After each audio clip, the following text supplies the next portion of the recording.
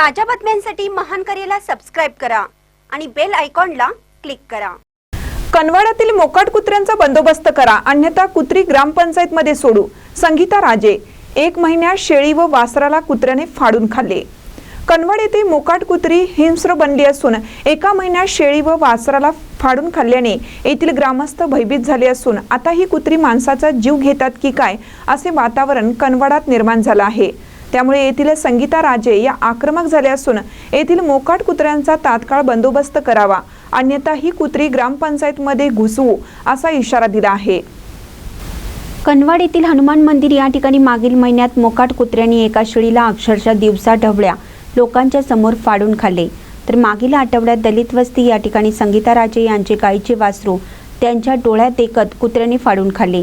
यामुळे या कुत्र्यांची दहशत माणसांच्या बरोबरच जनावरांमध्ये आहे।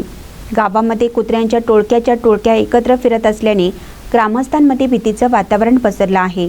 सरपंच, ग्रामसेवक व प्रभाग सदस्यांना अनेक वेळा सांगूनही याकडे जाणीवपूर्वक दुर्लक्ष केलं जात आहे। गावामध्ये चिकन सेंटरची अनेक दुकाने असल्याने मोकाट कुत्री हिंस्र बनली आहेत।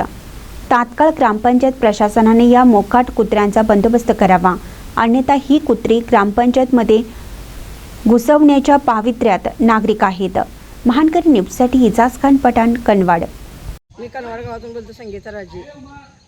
आमच्या दलित वस्तीमध्ये कुत्र्यांनी भरपूर थैमान घातलेलं आहे।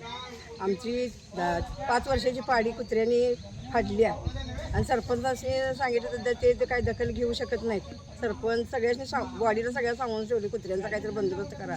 आम्हाला दलित वस्तीमध्ये कुत्री घरातलं बाहेर येऊ देणं झाल्यात। असं बाहेर आलं की अंगावर येतात कुत्री।